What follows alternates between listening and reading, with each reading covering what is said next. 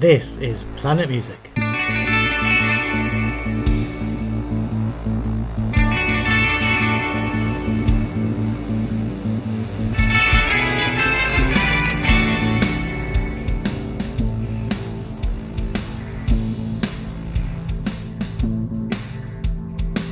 Welcome to Planet Music from the makers of Planet Marzipan. In a streaming world, we're proud to be a podcast that celebrates the art of the album. Hello, welcome to Planet Music. We're here to celebrate the album in all its forms. I'm Mezza. I'm here with my good friend, Grae. And we are joined by our currently regular podcasters, Graham Tennick. Hi, how you doing? Hello, very well, mate. You? I'm good. I'm doing good. And Mikie K. Hi guys. Hi, Mikie. Welcome back. So, as you can see from the title of the episode, I've picked, I have to be honest, I've picked Elton John's Blue Moves. What we've done is we recorded the first episode, which was Tears for Fears, which we all had a sort of interest in, and then we've now gone off and we're going with individual recommendations, and this is the first of these. This is Elton's Blue Moves album. I wanted to pick an album that isn't a particularly popular Elton John album, but shows a different side to him. So first of all, I've said it before we recorded, but I want to thank the guys for the commitment to listening to this entire double album, because it's a fair old chunk of music, 85 minutes of music, isn't it? Yeah, when you mentioned, we'll do an Elton John album, I thought, oh yeah, cool, I like Elton John. Yeah, I'm fairly familiar with numerous of his works, but not particularly this album. Then you happened to mention it's 84 minutes, and I was like, oh, fuck. Well, and I was the same. So, I mean, I knew some of the tracks from it because there's some stuff that he's done live and what have you, or other people have done live as well. And I was like, yeah, okay. And I looked at it and it's like, holy shit, they're all 7 minute, 6 minute songs. They're not 3 minute pop songs. What the hell? But having listened, I mean, I'll be honest, I listened to it a few times and then today I've had it on repeat all morning. It flies by. Yes. Yeah. Which is weird given the content. It's a great vinyl album. It's 20 minutes aside. It's it's similar to, to a bit of a crossover to our other podcast. It's similar to Weltschmerz in that respect. You've got 20 minute slabs, you can play it and then you can walk away for after 20 minutes if you need to. That's perfect for your bladder timings, then, isn't it? Good, yeah. Go to the toilet between sides, yeah. He's not alone. He's not alone. It's the next thing. Relax. This is it. We're stereotypical, music reviews on a podcast, middle-aged men. Kind of like toilet breaks. Yeah. I've always been a bit of a part-time Elton fan myself. I think my earliest memory from childhood was probably Song for Guy. Yeah. And I would have only been 5 at the time, but I vividly remember it. And I think as the years went on, I kind of was very aware of the Don't Go Breaking My Heart duet with Kiki D. And then I kind of didn't really engage with Elton John until probably the early 80s when he had his bit of comeback. So it was albums like Too Low for Zero, Breaking Hearts, Ice on Fire, all the ones that had the big single hits. Yeah. And then again, didn't really pay attention of him until probably Sleeping with the Past. We got wonderful records. Yeah, we got. I remember getting Sleeping with the Past. I've actually got Sleeping with the Past on vinyl. So you haven't. You haven't. Did I give you? Give it to me. I keep giving away. I was going to say that was. No, you haven't. Because you gave it to me. Yeah. I keep giving away vinyl. No, you haven't because I've got it. Yeah. Gave it to me about kind of 4 months ago. Yeah. Yeah, we were kind of upset because we bought sort of like Healing Hands and Sacrifice in 80s. Oh, long before he did it as a re-release. Yeah. So, but yeah. No, that's a great record, and maybe we'll do that sometime in the future. I mean, this is a strange album in that its timing is 1976. So Elton's had all these big number ones in America, a real string of albums with lots of hit singles on, and then. By the way, your usual question is how old was I when an oh well, go on. Which we do in the other. Yeah, go on then. How old were you? That was the ripe old age of 4. Well, why didn't you listen to it then? Because Sleep all right, yeah. my album of the choice around about that age was the The Womble. Tots. Mike Bat-tastic. So there you go. Anyway, back to the story. So 77 was it 77 Super Womble? No, that's a prog album. yeah. Carry on. So yeah, Wikipedia. Elton had. I'm going to do Wikipedia, but Elton had this run of big hit albums. He released Captain Fantastic and the Brown Dirt Cowboy, and then he sacked his band, which was, a very strange move. And he recruited this shit-hot band of session musicians, some guys that came back to him. So Roger Pope plays on an early album, Caleb Quay's on Empty Sky, and he's back in the band at this point. And they recorded the album that precedes this, which is Rock of the Westies. But we say he sacked his band. He did. Yeah, I know, but if you read the interview in Rolling Stone at the time, it's like, I didn't want to keep a band on contract because I wasn't going to tour. So I think that was part of the part of the thought process at that stage as well. I don't know what's happening.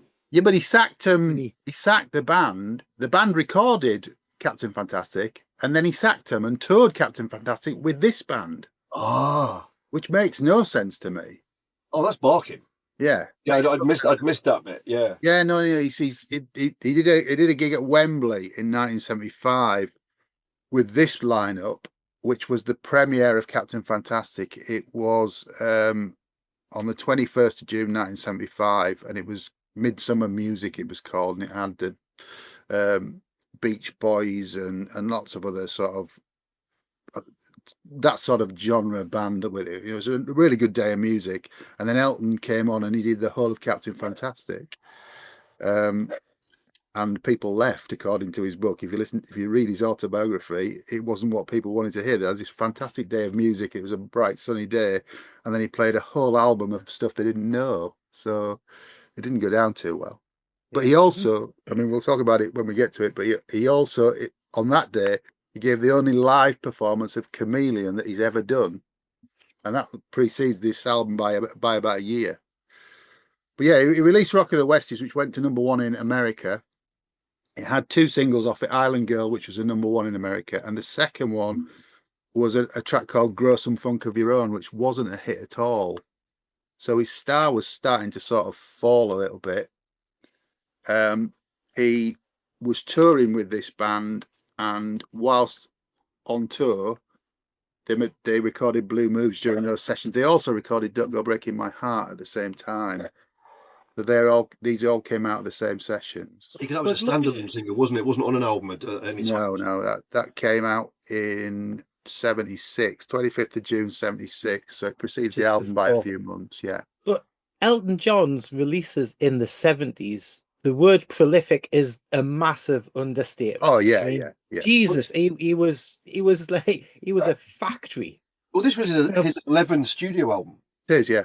It was the 11th studio album in 1976. It's ridiculous, isn't it?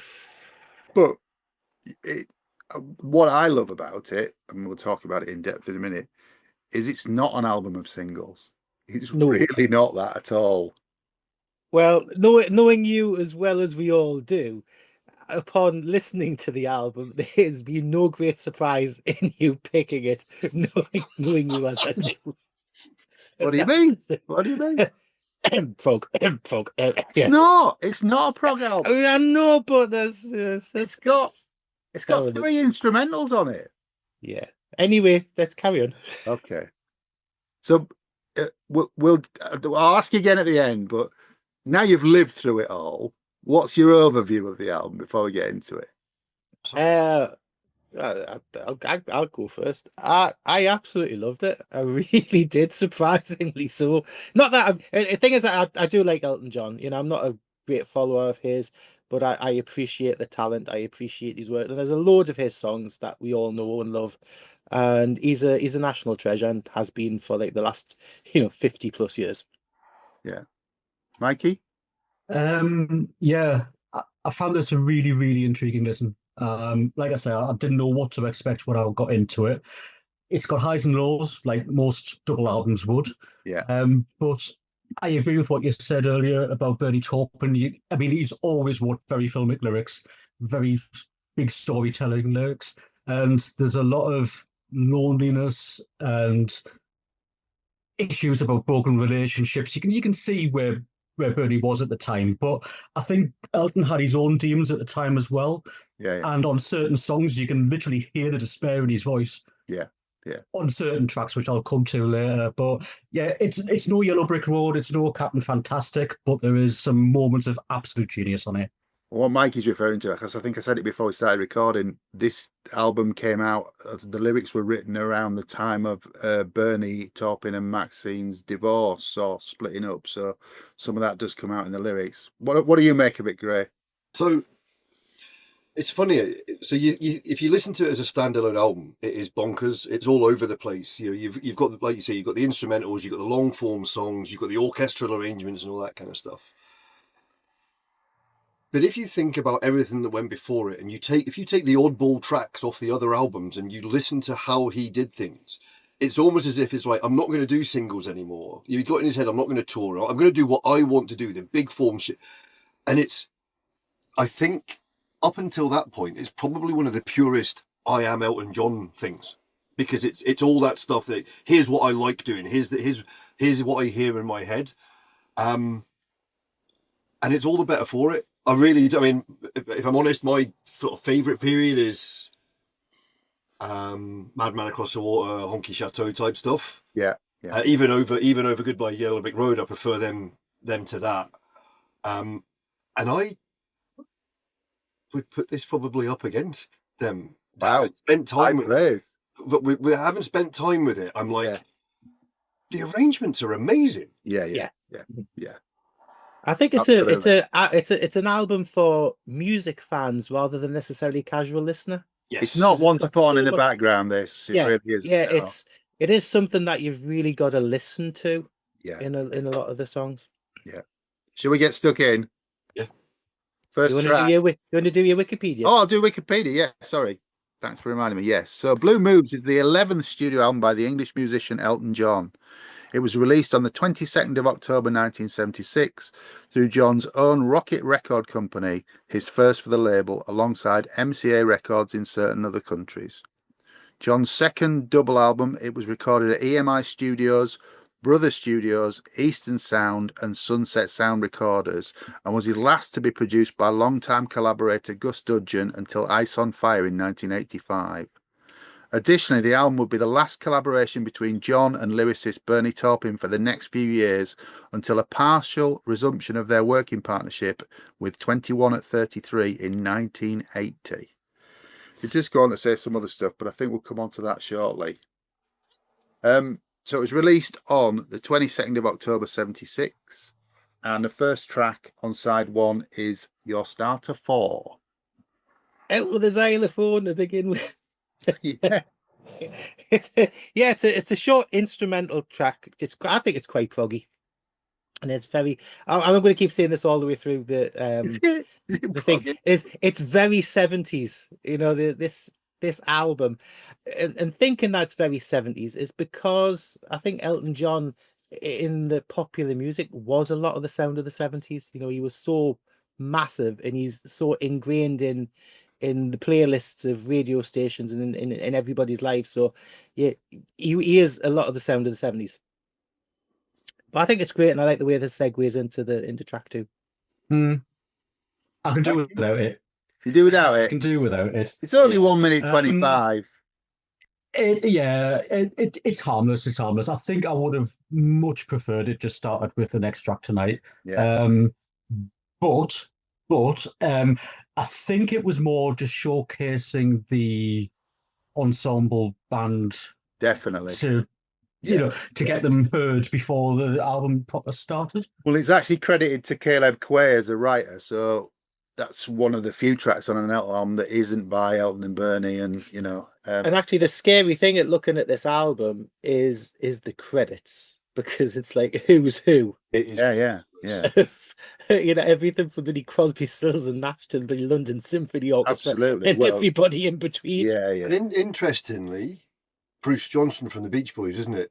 He's on some of these, yeah. Yeah, and you were saying obviously he did that show with in the Midsummer thing with the Beach Boys in the show. Yeah. I wonder if there was a relationship that he'd built up already. Well, I mean, we're jumping ahead slightly, but they offered Chameleon to the Beach Boys, but we'll come on to Yeah. that.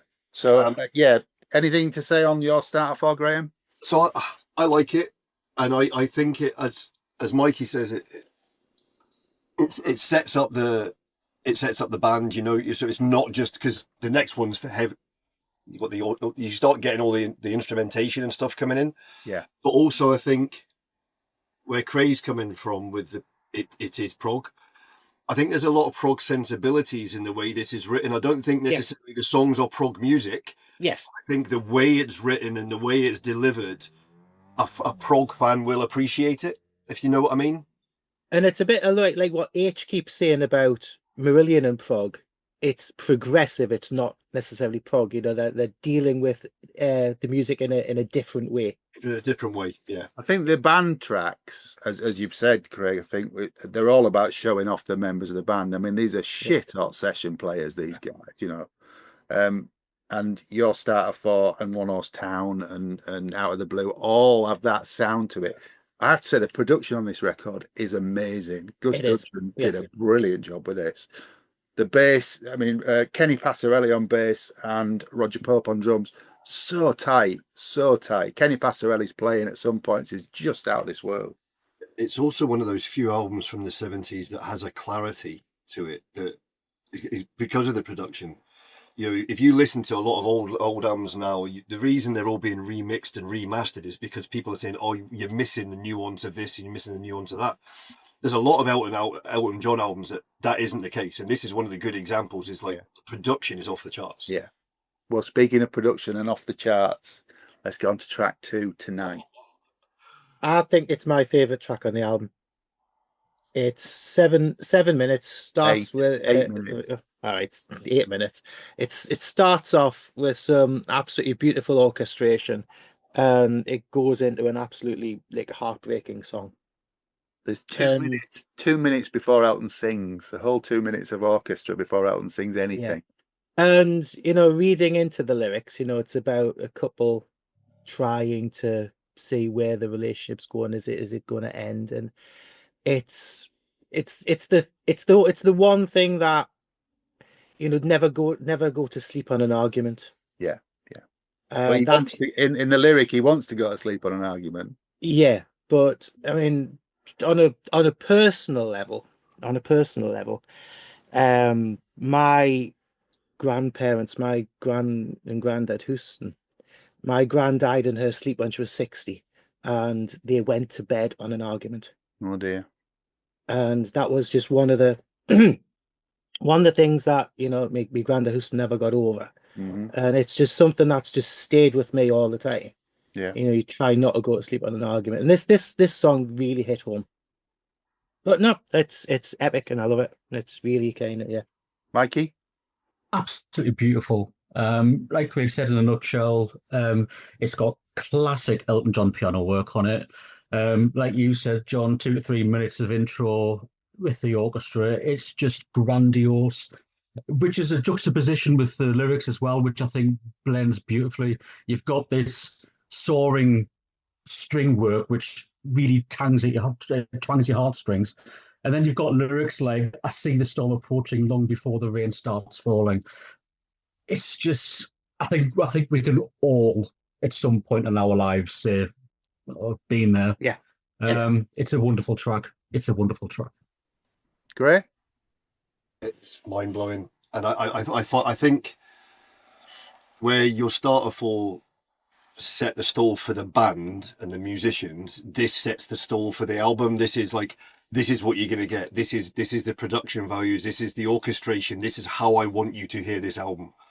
And it's, I don't think I could say anything more than what Mikey's just said about is like the grandiose arrangement and the starkness of the lyrics, the juxtaposition of those two things. It draws you in. It makes you feel the passion and the emotion of the story. I think the 2 minute prelude is brilliant. It's, you know, the orchestra going for it full force, aren't they? And then it drops right back down to just Elton on piano and a voice, and that's where it starts, and it builds up again from there. But as Mikey says, the lyrics are just amazing. I think the end of the lyrics, Why not approach with less defiance? The man who'd love to see you smile, who'd love to see you smile tonight. I'm going again. I think this is. I was going to make a comment because Craig nearly went as well. It's powerful song. It's amazing. It's London Symphony Orchestra. They don't come cheap. James Newton Howard arrangement.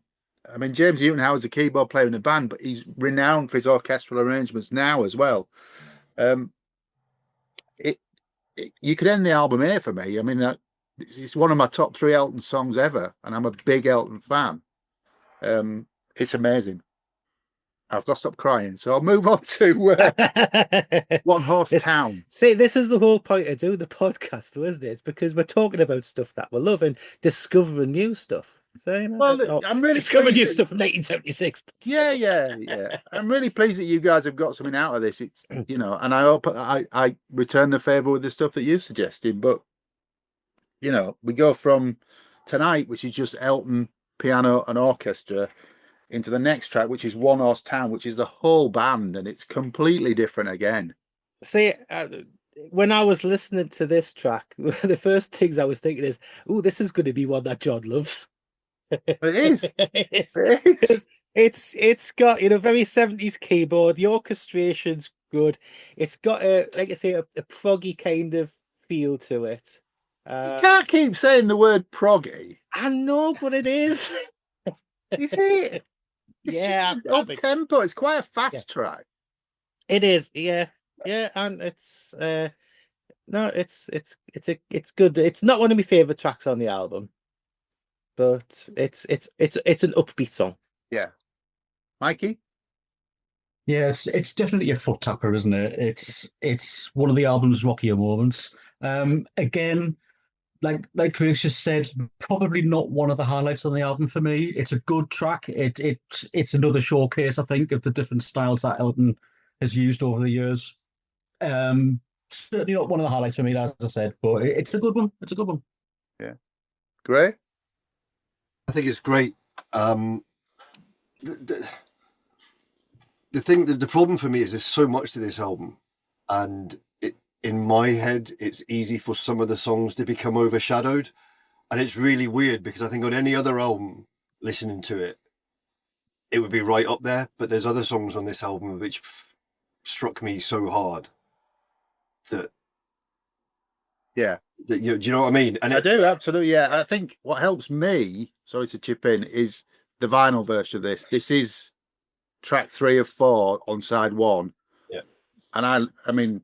I played the first side more than any other sides of the record because of the payoff between Tonight and One Horse Town, and I really like Chameleon, which is coming up as well. But when you're listening to it as a whole piece, I can understand exactly what you're saying, Grae. There are some absolutely beautiful things coming up later which overshadow One Horse Town a little bit. I think it's the best band track on the album for me. I compare it to Out of the Blue, which is just instrumental, and One Horse Town is better for me. Yeah, it's a full band track, isn't it? Yeah. Yeah. It's like a live sounding band track. Yeah, and again, the strings on it, different orchestra this time. The Martin Ford Orchestra, which is a big American orchestra that are on a lot of the Phil Collins records. Really, really first class musicians. From there, we go to track 4 then, which is Chameleon. Yeah, I think it starts off with a quite bluesy piano riff. Yeah. And it, to me, it's like a classic Elton ballad. And I think it does get quite funky towards the end of it. But I like the tune. I do. So it's one of the few pieces of music I recognised before I'd paid attention to the album. Okay. So where did you know it from? Do you know? Yeah. Top Gear. Oh, no. No, Not this track. No, It's not Chameleon. Out of the Blue. Is it Out of the Blue? Yeah, that's right. Sorry. Way further That's later on. Yeah. Further down. Chameleon's got an army of backing singers: Bruce Johnson, Tony Tennille. That's the Beach Boy one, isn't it? Yeah. Cindy Bullens. Yeah, loads of them. We can do that bit again if you want. No, sorry. No, that's fine. Leave the mistake in. Because it is, because that's what I'm saying. There's so much to the album. Leave it in. There's so much to the album that when you start talking about who was it said it? We were talking about something recently on one of the pods, and we're like, I don't know the names, I know the songs. Do you know what I mean? Remember, yeah. And I think for me, although it's good, again, as I said, it falls into stuff for me that the stuff later on in this album which just blows me away. And tonight is just phenomenal. Yeah. So I struggle with the stuff that didn't grab me. There's so much of it; it's so diverse. I think. Yeah. Mikey? Yeah. This one had me feeling Bee Gees more than what it did Beach Boys. Okay. So I think it could be the falsetto. But that's I'm not meaning that in a derogatory way in the slightest. Craig will tell you I'm a big fan of the Bee Gees. And there's something about this track. I can't quite nail the narrative that Bernie's trying to get across on it. It's almost like there's this juxtaposition between pure driven lust and trusting somebody. It's like what was the line? Oh, Chameleon, you're stealing your way back into my eyes. Beyond a shadow of a doubt, you're a devil in disguise. Yeah. It's like he wants to be in love with this person, but does he dare? And there's that trust issue coming into play with driving lust. I don't think it's quite as black and white as that, but I think it's a stunning track. And I think it's probably one of the highlights again for me on this album. It's interesting because you're picking up on the Bernie's issues with his marriage and that kind of stuff. When I listen to the lyrics on this one, I'm thinking about Elton and his, because it was after this he came out, wasn't it? It was immediately. Well, he came out as bisexual with an interview that came out just before the album. So it was written before he'd come out. Yeah. In my mind, it's that he might be the chameleon. It's that like you changing your colours to fit who you're with and all that kind of stuff. And, yeah. I think Bernie's lyrics are like that, aren't they? You can, never absolutely on the nail, are they? You can interpret them in different ways. Yeah, I think that's what I was saying at the start of this, which was Elton at certain parts in this album, you can hear the despair of the lyrics in his voice, and this is one of those moments. Yeah. I think he's just in tune. I mean, him and Bernie, obviously, they knew each other inside out. And I think regardless of what Bernie was going on in his life, he also knew what was going on in Elton's. So there'll be, weaves being woven. Apparently, between this track the had been written for a couple of years. It was offered to the Beach Boys, and they didn't want it, but it'd been written a couple of years ago. So maybe this is about harking back to a time when he was still in love with his wife, and she reminds him of times when they were younger and they were having fun. And I don't know, maybe not. But another great track, as I say, the end of side one on the vinyl for me. So it's part of that. Forevermore will be part of that side one. Track 5 is Boogie Pilgrim. This, I think, is trying to be very New York of the time. It's lots of brass, quite funky, lots of keyboards and things like that. It's very I wouldn't say blaxploitation at all, but it's not just any brass. It's the Brecker brothers, which is Randy and Michael Brecker with Barry Rogers and David Sanborn. So they're not just any brass; they are the brass. But yeah, it's again not one of my favorites on the album, but an enjoyable track. Would you say that your favorites are more the ballads? Yes, the heavier, more emotionally dense epics. But that's my over in as it is. It's interesting. So I actually prefer. I think mostly I prefer the more upbeat ones. But this one here, all that Americanization stuff. Yeah. Yeah. It was written about the same. So if we think it was released in '76, probably a lot of it was written at '75 initially, and then sort of developed. Young Americans was 75, wasn't it? And that Americanization of a lot of the stuff. And I think that the Stones did stuff that was very different at that time as well. So I think it wasn't just Elton John that had that, let's try and bring in an American sound. It was, let's change our sound. Yeah. Yeah. Yeah, I mean, the lyrics certainly reflect that. Boogie Pilgrim, hustle to get it together. Down on the jive talk, down on the weather. Yeah. Brother, I never felt better. It's got that sort of 70s feel to it, hasn't it? Yeah. Mikey? It's kind of blaxploitation almost. It's a funky little number, isn't it? It is, yeah. The guitar's wonderful on it.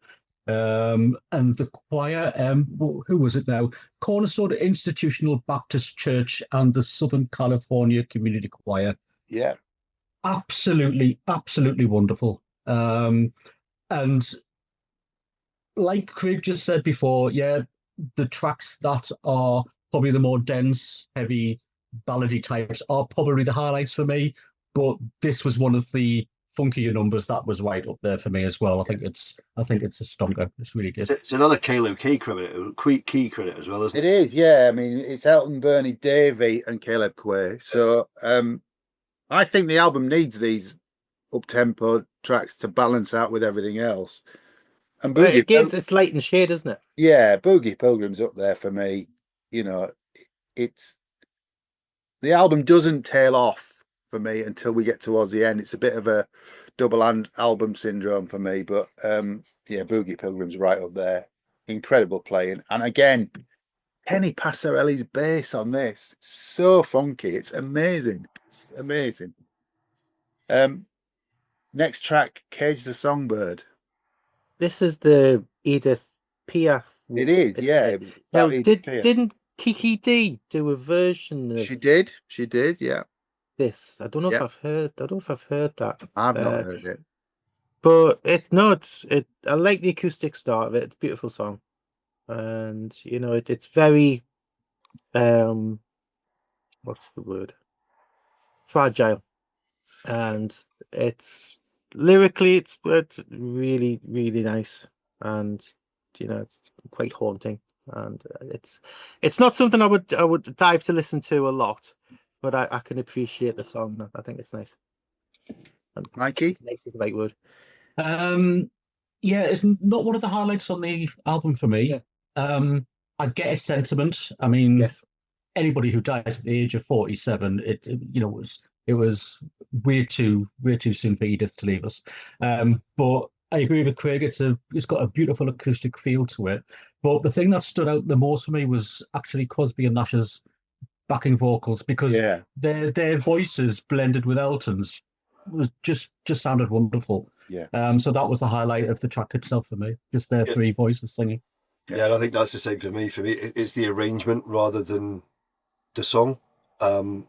If you'd sent me the copy of the lyrics and not told me what the song was about, I wouldn't have said Edith Piaf. I would have nothing would have. I mean, I get it. Sort of the lines about the. Like flags of many nations flying high above all that kind of stuff, and I understand the sentiment of it.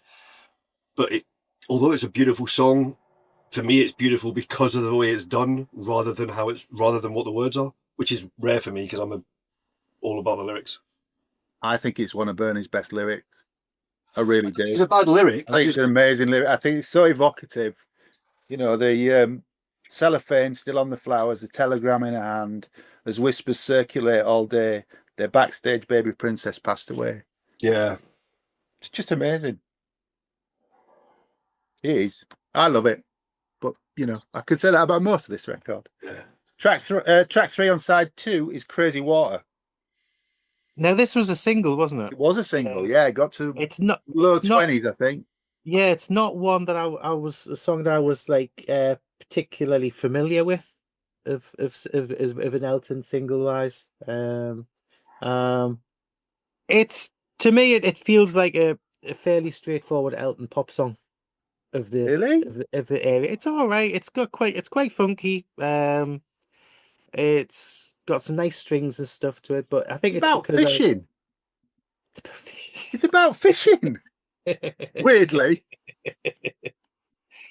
But yeah, so it's one that I really need to pay a bit more attention to. Okay. Mikey? Just skip past me a second. Yeah. Grae? So I'm kind of with Craig in as much as it's for me, it's a kind of throwaway track on the album, and I don't know why. Wow. Probably because I don't like fishing. I mean, the fishing's not obvious, but I had it as a single at the time. I think it's a great song. It's a shame it wasn't a bigger hit. Again, a really tight arrangement, and the band are just playing out the skin again. It was the last single of the album, wasn't it? Yeah, it was. It was, and quite why the second single was the second single, I don't really know, but we'll come to that when we get to it. But Crazy Water's wonderful. You know, it should be on. Should be on the. Make you hang on it then. Sorry about that. My phone was going haywire. Right. Yeah, I actually quite like this one. It's almost like pseudo disco meets funk. Yeah, a little bit. Yeah. And when you've got sad lyrics tied to almost dance music, it's a perfect marriage for me. I've always loved that sort of thing. You know, it's like it's a song about fishing, yes, but it's about a woman who's basically lost her love because he's in love with the ocean, and you know she's standing on the shores, sort of like pining for him and all the rest of it. I think it's very clever. It's witty and clever and sad at the same time. I'm all for it. Got to number 27 in the chart, so it didn't do low 20 badly. And I mean, when you look at it, I mean, number one that week was Chanson d'amour by Manhattan Transfer. Didn't have it. Better than that. I hope did it. Better than that. Hey, don't knock the Manhattan Transfer, man. Yeah, we'll get onto their album at a later date, Grae. I'm much later date. I'm much later date. I'm going to carry on because Craig's going to see. Track 4 on side 2 is Shoulder Holster. I like the brass intro on it. This is one of these story-based songs. Yeah, it is. Yeah. And to be fair, I was speaking to when I was out with Mikey yesterday afternoon. We were briefly talking about this song, and for some reason, it does remind me a bit of Benny and the Jets. For some reason, okay. I think it's just because of the type of storytelling and the it's a bit. The lyrics a bit like Danny Bailey off Goodbye Yellow Brick Road. It's that sort of story thing, and it's why I love it. I think it's brilliant because I like that type of story lyric. I think it's what brought me into Elton John stuff in the first place. Yeah. Is that kind of tell a story. Yeah. But you can take bits of it the way you want to. It doesn't have to, you can take the story and then like make bits of it your own and what have you. I think like it. It's all about Bernie's love for America and Americana, isn't it? Yeah, That's where all this comes from. Yeah, it's like a funky pop meets like old school rock and roll. Yeah. And just squished together in a story-based song. It's squished, schmoozed. Yeah, I did. Sorry, I did jot down here that it could have fitted on Goodbye Yellow Brick Road, so it was funny you should mention that. Yeah, it could, but it's probably too similar to Ballad of Danny Bailey to be on there, I think. Yeah, I love the brass arrangement on it. Was it the Beckett Brothers, wasn't it? It was again, yeah. The brass on it just drives and it drives and it drives. It's a wonderful number, and again, like you have said, very very filmic lyrics. What's not to love about a woman hunting for a two-time bloke? It's like every good 70s film was based on it. Does she shoot him? Does she keep it holstered? I go get that man. Maybe it was his fear. Maybe it was his fear of being chased down after a divorce. Maybe that was like telling that story or something. I don't know.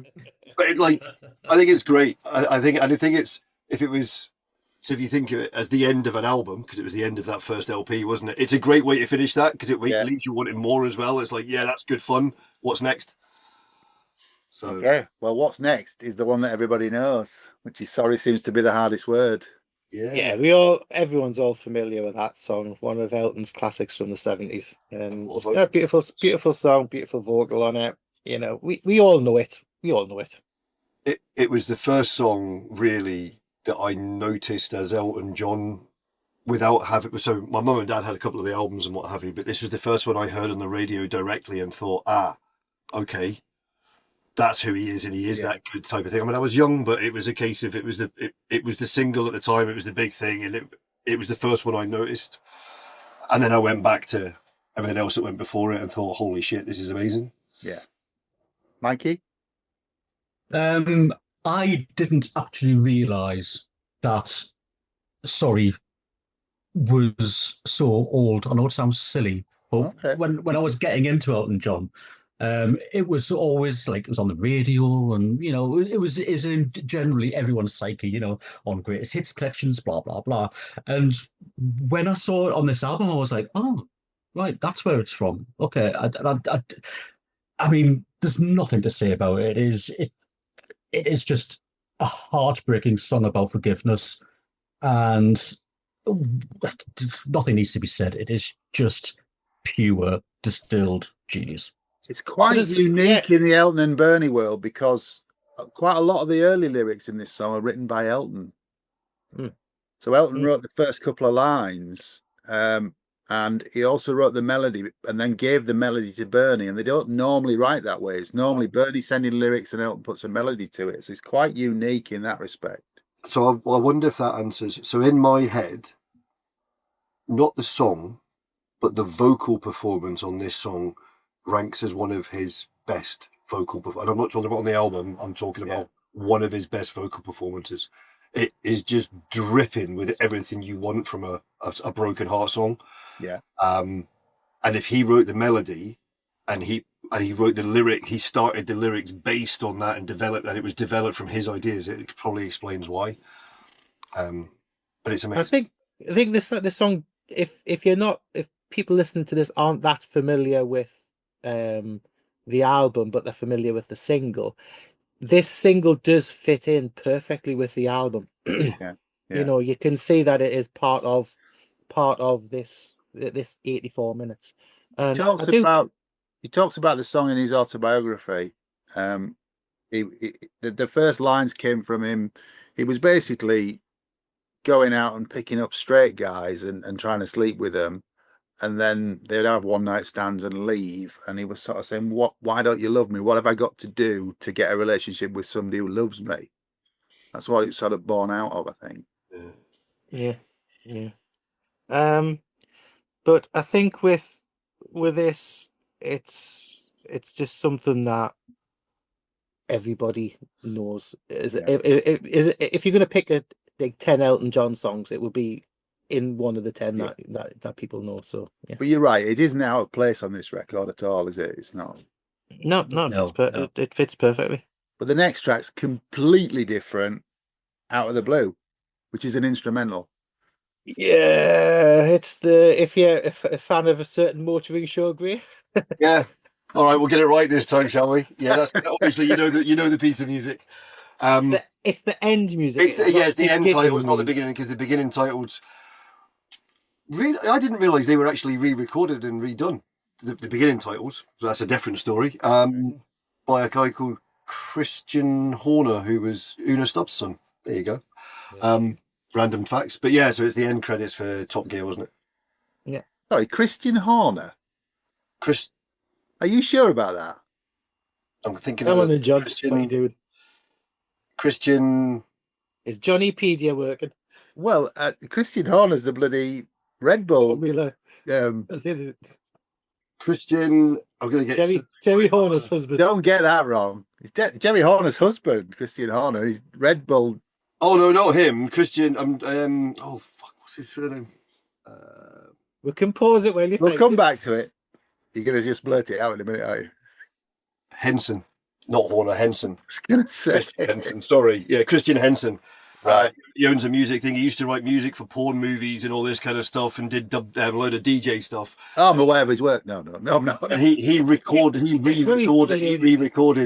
opening time. They didn't want to pay for the rights. What do you think about Out of the Blue as a track? It's a little too long. It's quite a good groove, though, isn't it? It's a groove. But I think it's like a light. there's a couple of tracks on this album that feel live, and this is one of them. To me, this fits with Starter 4, but not really with the rest of the album. Do you not think it sits with One Horse Town? Now you mention it, Mm, yes. I suppose, yeah. I I've think never given it a thought, to be fair. I think they're very similar. I mean, it's probably about a minute or two too long. You're right, but some great solos in there. And again, I'm sorry to keep mentioning, but Kenny Passarelli on the bass, it's just amazing, amazing. And music written by Elton and Bernie, it's credited to. So does it make you want to buy a Ford Sierra or something like that? it doesn't. No. Mikey, any views on that? I wrote down that it sounds like a very tight jam session. Yeah.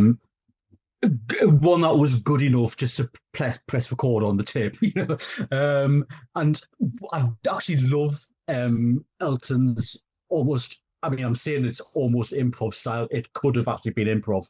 His piano towards the end is bonkers. Yeah. I agree, maybe about a minute or two too long, but I think it's a nicer start to record 2 than what the starter record was. Okay. Next track is Between 17 and 20. It's the first appearance of a banjo on the album. Well, it's a mandolin, isn't it? I think so. Yeah. So no, I think it's a good tune about betrayal and young love, and I think it is a good band track, and I think it's not one of the highlights of the album, but it's in me top 20% of it. I like it. Mikey? This was almost fighting for my favorite track on the album. Wow. And again, I think it was more the lyrics again for me. You've got bitterness, anger, infidelity, jealousy. It's all going on in there. And again, it was just stuff I could relate to, and it really moved me. This one, highly recommended. Highly recommended. It's very young love, isn't it? I think this is about the breakup of the marriage. Of all the tracks on the album, this is the one that appears to be about that for me. He's thinking, he's harking back to when he was 20, she was 17. Yeah. And when it was good, But then it's like, who's in your sheets? Who's between your sheets tonight, and all that. So I'm exactly with Mikey. See the accusatory element of the lyrics, and the anger and the sadness. It's got everything. It's so powerful, and really, I mean, really sad if you actually read the lyrics. Yeah. It's so sad. If I shower around 3 If I shower around 3 a.m., it's just to wash away the trace of a love unwanted. Oh, and in the times I went astray, bloody hell. Yeah, it's amazing. It's amazing. Finger point. It's Bernie Lane himself there, I think. Yeah.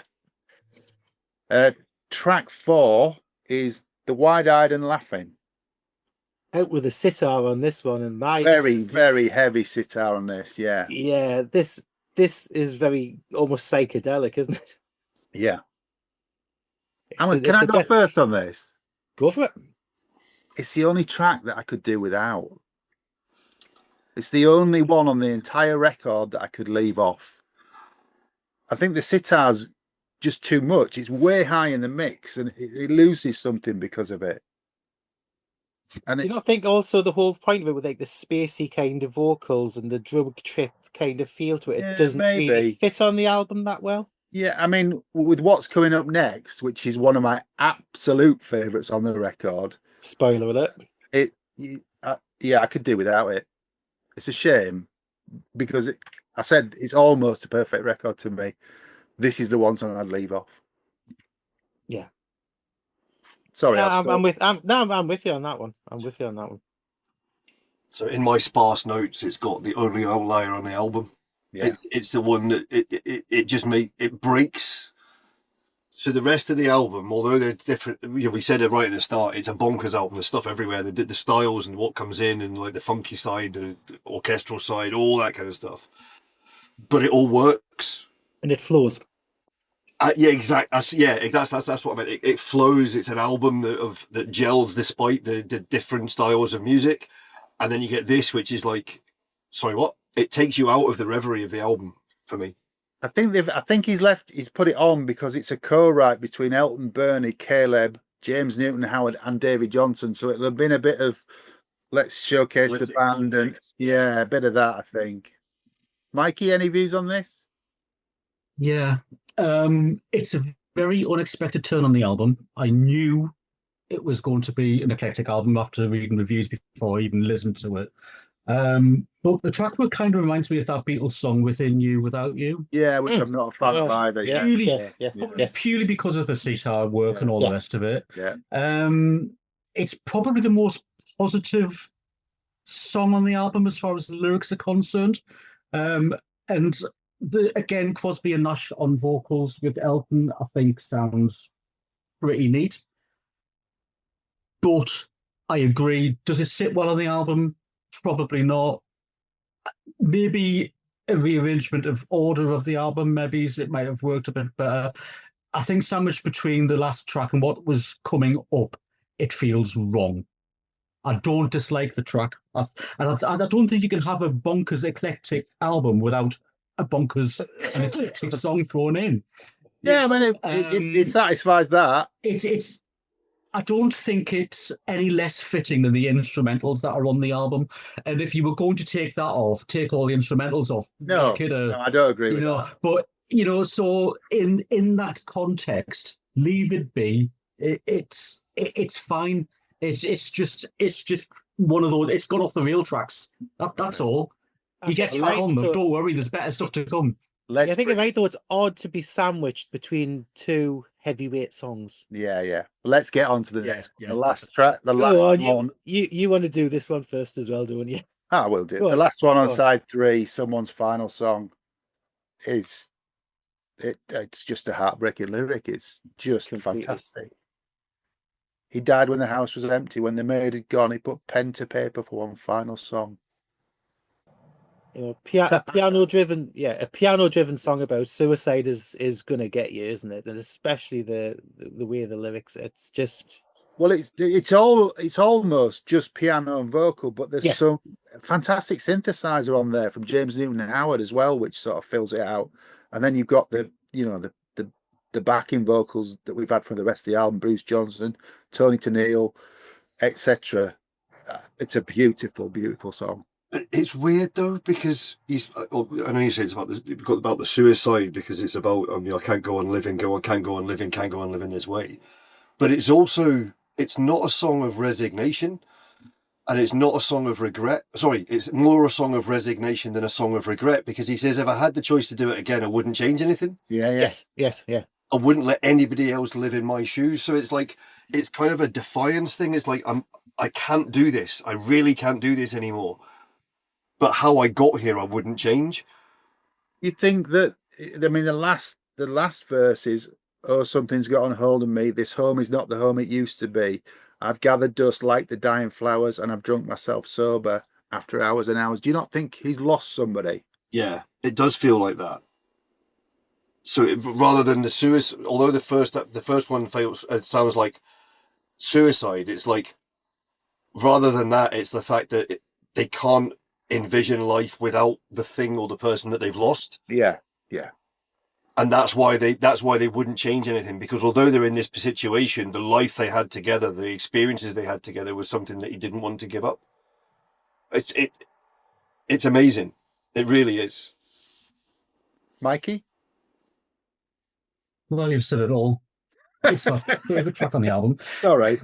Is it? It is. It isn't. No, everything I've wrote down has been said, so there's no point in repeating it. It is my favorite track on the album. I think it's absolute heartbreaking, wonderful.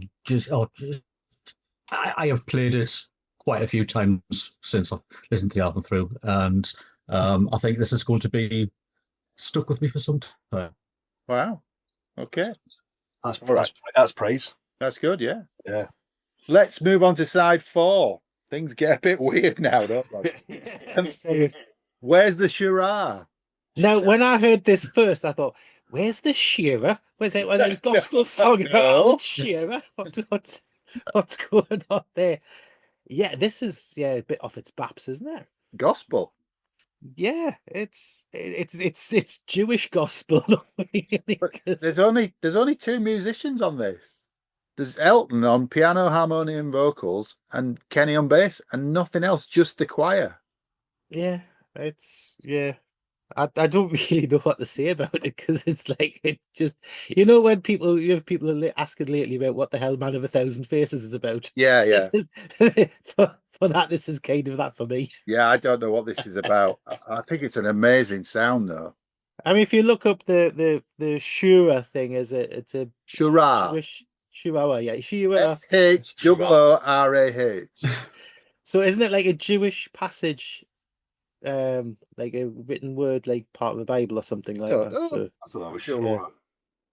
I'm sure. Yes, it Graham is. is But it Bernie then? Taupin has said in interviews over the years, come on, enlighten it me. was a nonsensical word.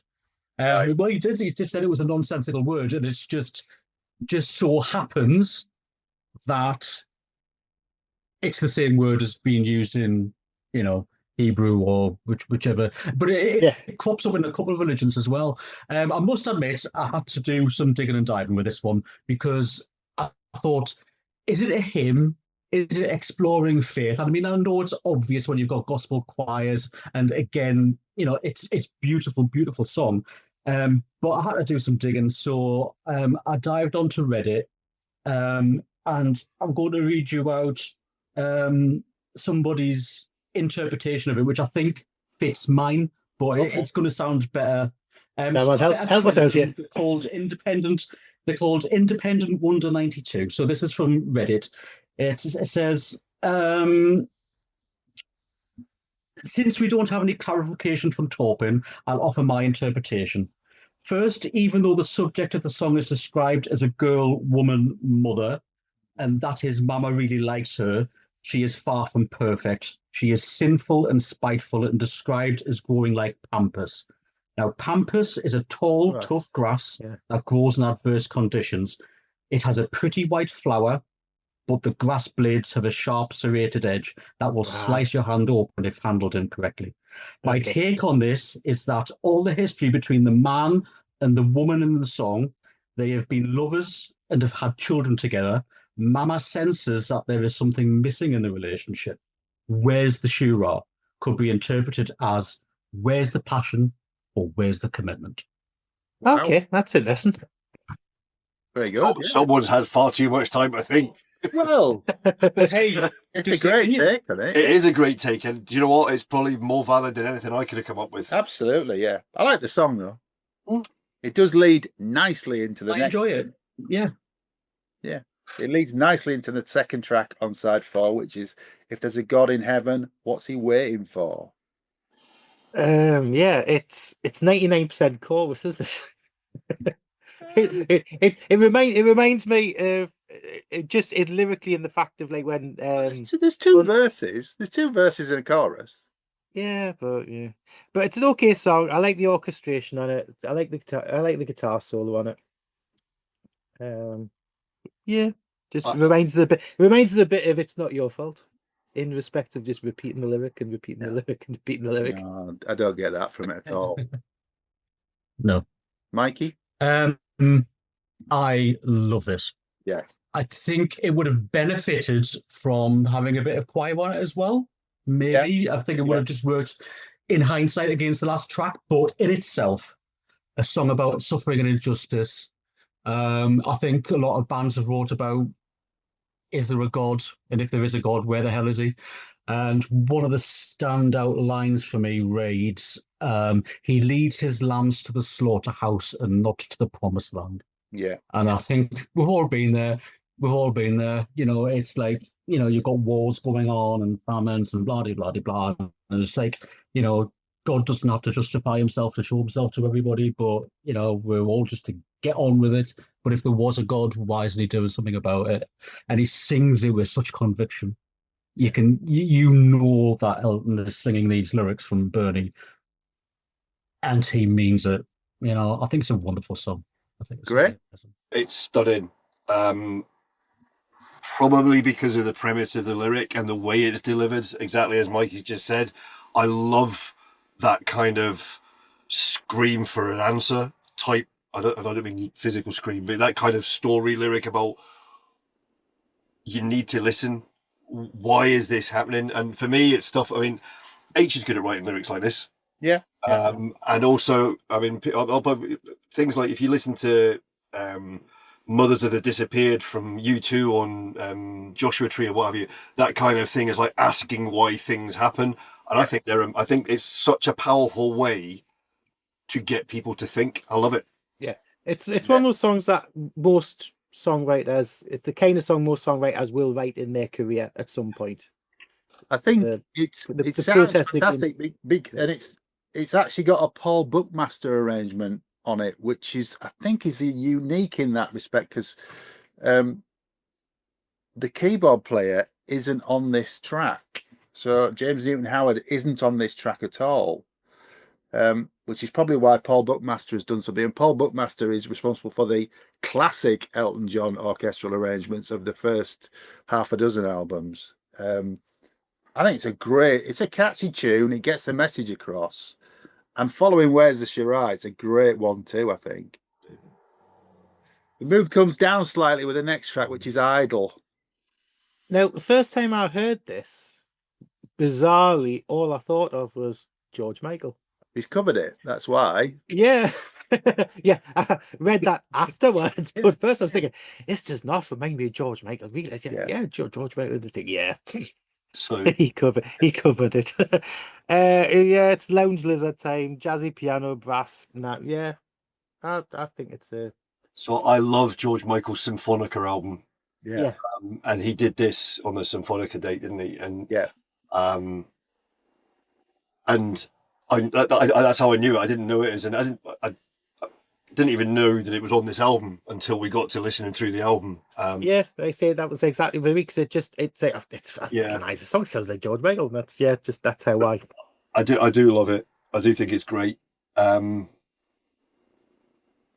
There's not a lot to say about it, really. You say, but it does bring down things. It's a little. One of my less favourite songs on the album. It needs to be there. I mean, it's got some great Bernie lyrics. He was tight-assed, walking on broken glass, highly prized in the wallet size. Brilliant imagery. It is a very Lounge Lizard, and does it set up the end of the album? I don't know, but it gives it that. The light and shade on this side of the record, so that I'm fine with it. That from that point of view, it's one of my least favourites on the album. Mikey, again, everything's been said, but what I was going to say is I think George Michael pretty much built his solo career on the existence of this song. It must have, before he even covered it, it must have been an inspiration for him. He's always been a big Elton John fan, George Michael. Yeah. But the brass arrangement, wonderful, and the saxophone outro towards the end, I think's stunning. Bit of swing, bit of lounge. What's not to like it? It's a nice ebb down before you get to the last track. Yeah. Okay. Well, the track 4 is another one of the short instrumentals, theme from a non-existent TV series. Now, this can just do one. What do you mean it can do one? It's awful. This is if everything that's on the album, this is the only piece that I think is absolutely awful. And it's just it's like, and it's so bad I don't even think there would be a 70s TV theme with this theme. So I just want to say you're wrong, but carry on. Okay, I'm allowed to be. Yeah, you can be wrong, Mikey. Yeah, I mean, I'm wrong as well. Note on this. I put on my note on this. Yeah, God, WTF. There you go. So Mike, My note on this is just a question mark. So, it actually was used for a TV series, ironically. Yeah, it must have been cancelled then, Maybe. After one episode. based on the theme tune alone. It's not for me. It's not for me. It's like I said before. There's a couple of things on this album that I just think aren't necessary, and this is one of them. Great. I think of it as a palate cleanser. You need it before what's coming up. Yeah, exactly. Absolutely. You can't go from Idol to what's coming up next. I think it's kind of, is it throwaway? Yes. Yeah, of course it is. It's fun. It's light. If I'm honest, other than the big songs that I like, it's one of the things that I could name and say, I know where that is on the album, probably because it's batshit crazy. But I think it's necessary. I really do. And yeah, I mean, if you look at, there's a lot of albums that have got, whether they're soundtrack albums, which, I mean, in places this could be soundtrack albums or concept albums, they have little bits of thing that just jar you, take you out of what you're doing, to then let you back in again with a fresh sense of what's coming next. Yeah. I think that's what this does. Yeah, it coming out of Idol, you can't go into Bite Your Lip. No. You need this to bring you back up. And then you've got track 5, 6 minutes, 37 seconds, Bite Your Lip, Get Up and Dance. I'm not going to let you go first, Craig. I'm going to ask Grae to do it because he's holding his head in his hands. What a way to finish an album. Okay. Seriously, it's just like, I love it, but I don't know why, if I'm really honest. Okay. I do love it, but I mean, just looking at the lyrics, she slid down to the city limits, monkey time in 15 minutes, bite your lip, get up and dance. Strobe light on funky feet. So like he's already tapping his head. But this is it. And it's like, you can't not. Do you know what I mean? It's just fun. It's a fun track, isn't it? Yeah. Yeah. And what a way to finish an album. Yeah. Especially, I mean, if you look at what went before it and you look at some of the sentiment that went before it and the way it was performed, and then you compare it to this, it's like night and day, but it's the same night and day. It's like weird. I mean, the only thing I want to say is there are 2 minutes of song, and then at the 2 minute mark, they start repeating Bite Your Lip, Get Up and Dance for the next 4.5 minutes. But it's done to a jam. It's like a live band, isn't it? It's like a live gig. This is what I was going to say with this. That this album, listening through, doesn't feel like it was necessarily constructed. It seems quite organic. At different times in different places, wasn't it? So with this, I know this was a single, but this to me almost feels like if you take this album as a gig, this is the crowd pleasing ending. Yeah. This is the encore. That's what I meant. Yeah. This is the encore. This is where, leave them on a high. Leave them shouting and calling in the wings. I had it on the 12-inch single. The 12-inch single's got Kiki D's Chicago on the other side. I've always thought it's probably a minute or two too long. That's all. There is a 3:30 edit, I think, of it. So I was going to say it was a single. So how? Well, it was a 12-inch single. Oh, right. Okay. But apparently there's a 7-inch edit, which I've never heard. I'd love to know if the 7-inch edit ends with the end of the song, because that would be my preferred preferred version of it. If what I put on my notes, it's like a mix of rock and roll, gospel with a disco vibe, especially in the strings. It's everything. It's all chucked in at the end. Every one of the sessions has a go. The whole lot is put in to be the curtain call of the album. Yeah. Mikey, you haven't said anything yet. Apart from bouncing around. Quasi-disco at its best. I bloody love this. It's fun, isn't it? Yeah. You've got everything going on there. I think, like you have said, I think everybody who's took part of the album was just... It's like curtain call, isn't it? You've got everybody coming out. There's strings, percussion, choir, piano. It's like throw everything at it, but the arrangement is brilliant, and it's got that repetitiveness. And to me, 7 minutes nearly, but it doesn't feel like it. It's not as laborious as "Love to Love You, Baby." So it's Ooh. it's bright and it's Full colourful, and yeah, it could have maybe done with being faded out a little bit earlier, and I think maybe a fade out would have been better than them trying to fight to try and get an ending. Well, it does end. I quite like the end. Yeah, a bit like- yeah, a bit I like- quite like it, but Oh, it's a bit like All You Could Love as an end. You get there eventually, and that's the payoff. yeah. But no, I love it. I think it's great. I think it's Can I just correct something I said earlier? I said that James Newton Howard isn't on If There's a God in Heaven. He is. He plays organ. So if anybody's an uber nerd and wants to correct me, I was wrong. Are you trying to head off the pitchforks? Yeah. Before. The torches to the castle. So again, boys, I want to thank you for sticking with this album because I love it. With the one track exception, I love this record. But you know, you've obviously listened to it, given it a lot of time. Would you recommend it to somebody who's not heard it? Oh, definitely. Yes. Definitely. Yeah. Would I recommend it as worth one of the first 3 Elton John albums to try? Probably not. But if somebody says I like Elton John, is there any deep cuts that I should go for? I'd go for that album. Yeah. Very much so. Yeah. I knew a couple of the tracks. I didn't know the album until I started listening to it after we discussed it. And as I said, I rank it as an Elton John album. I really do. I was going to say I probably wouldn't recommend the album as a whole to somebody, but I would probably pick out quite a lot of the tracks, and I've ended up liking a lot more than I thought I would like, which is a bonus for me. I think as a whole, is it the best piece of work I've ever heard? No. There's some of its parts, however, I think there's some absolute genius on there. Will I listen to the whole album through again? Probably not. But it's on my iTunes now, so it's going to get a regular play. But One thing I was going to mention was Where's the Shura? yes. Got a bit of a semi-renaissance in 2021 when Elton and Dua Lipa did a song called Heart, which was on the Lockdown Sessions album in August 21.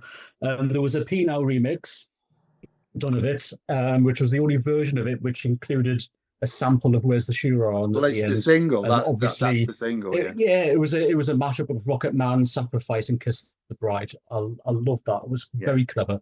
But I didn't know Where's the Shura Well, you do when now. I first heard this. You do now. So now I do. So it was good to tie it back. Craig, what do you Yeah, think of it as a whole? I was just going to say 2 words there. Dua Lipa. All right. Calm down. I think of this as a record. This is a vinyl album to me. Do you think it's a piece of, do you think together it's a piece of art? Well, we haven't actually talked about the sleeve. No, but the album itself is a piece of art. It's not just a. This is, to me, it's a true record. I mean, I bought it when it was a record. I bought it before tapes and we had tapes and compact discs of it, and it's still a record. And I listen to it as a record. And I think it goes back to what you said right at the start, doesn't it? Where it's designed around 4 slabs of 20 minutes of music. Yeah. And One in Order is built around that. Yeah. And like you said, you can do one of them at a time if you want, or listen to the whole thing. Yeah, definitely. But what do you make of the sleeve? It's nice. There's quite a furore about it when it came out because it's a Patrick Proctor painting, but they're all men. So the Sun was going to do a giveaway for the album, but then refused to do it because they're all men and they thought it was promoting homosexuality. Christ, this 2 albums ago he had an album called Captain Fantastic and the Brown Dirt Cowboy. Come on, what? Yeah. But that the Brown Dirt Cowboy isn't that, is it? It's Bernie Taupin. Yeah, I know, but there's no Rusty Sheriff badge jokes. Yeah. That might be the point where we end this podcast, I think. But yeah, again, thanks for listening to this, guys. I love it. I recommend it. I'll listen to it again as a whole, and I think you should as well. I'll recommend it. Listen, let us know what you think. But I just want to say thank you very much to Graham Tennick. Thanks for having me. Thanks, mate. Thank you, Mikie K. Thanks again, lads. And thank you, Craig, for listening to all this and all your research as well. You've done some fantastic research, all of you. Well, it deserved it. Yeah. I really enjoyed it. Okay. Well, until next time, it's good night from me. And it's good night from him. Take care. Go on then, Graham. Stay alive. Yay! Keep listening.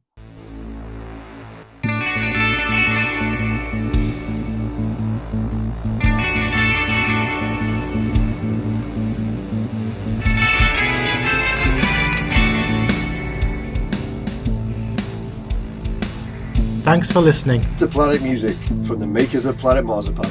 If you like what you've heard, please like and subscribe, and maybe even join our Facebook discussion group. You can contact us at planetmarzipanpodcast@gmail.com.